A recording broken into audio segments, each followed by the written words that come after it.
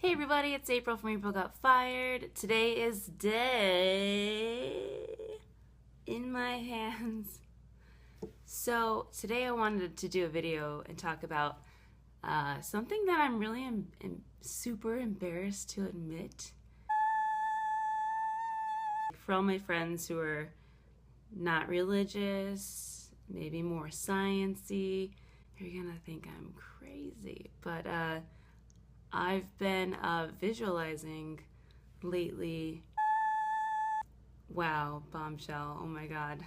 Because there's that whole thing with like, what is it, the story where there's like a basketball player who just practices and then a basketball player who visualizes, and the visualizer is like the one who gets the most shots in the net or something like that. Still need to put in the work.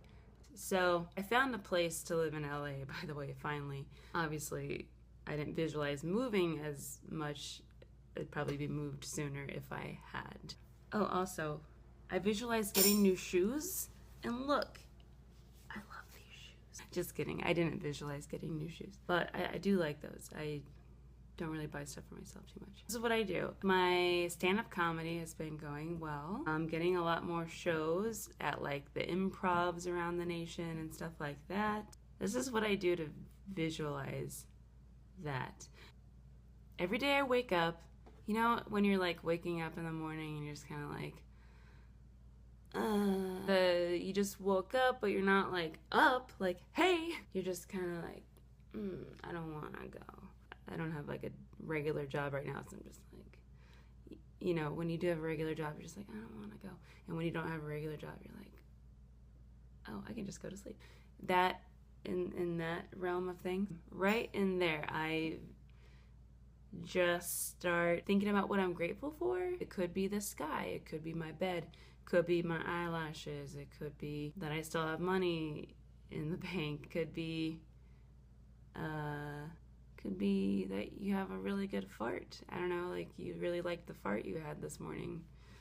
And then I go into like what I love. Like I love my mom, dad, whatever you love. If you don't have a mom and dad, maybe you just love a plant in your room. You love the mowers who mow outside your place all the time. They keep your yard nice. Maybe you love your enemies, like love the people that, you know, challenge you. You can love lamp. Like all the grateful stuff, all the stuff you're grateful for, you could also love those things. That's fine. And then you just go into like the visualization part, and you just start visualizing yourself doing, it could be one thing or two things. You just start visualizing yourself being good at something that you love, Me, it's comedy. So me, it'd be like visualizing myself on like a late night show, like Tonight Show with Jimmy Fallon performing, or him saying my name, bringing me out.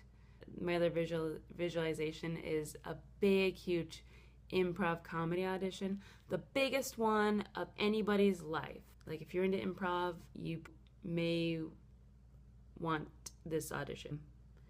It's, you know, in New York. It's for a Saturday night TV show that airs around midnight.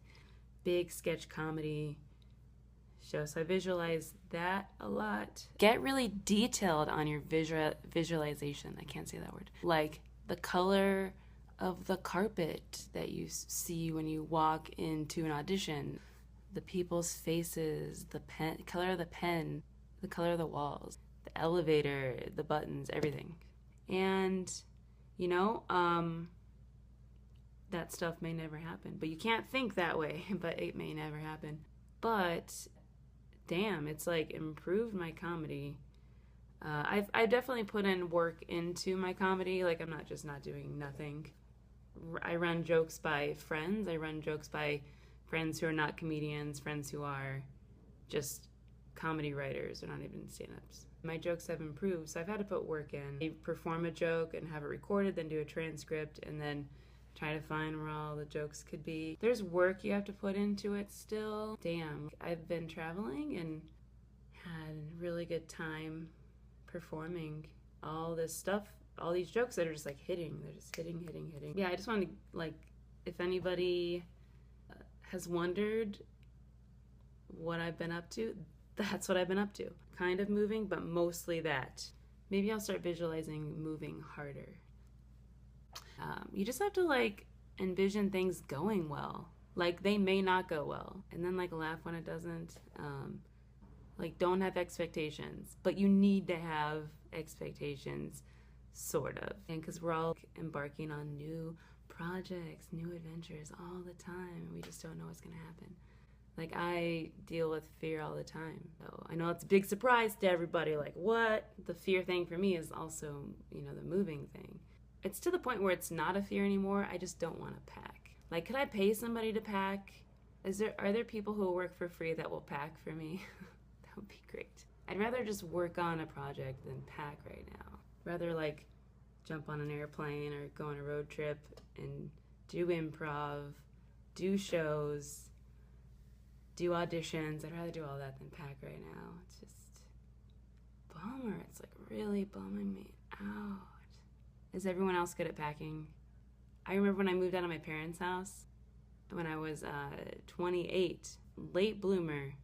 Definitely I've held myself back maybe, but I was doing other creative things, like maybe I wasn't holding myself back. My dad told me to get the hell out of my room. He's like, I'm gonna redo all the floors. And then he didn't install the new faux wood floors for about a year. I had all my stuff packed up in the living room for a year.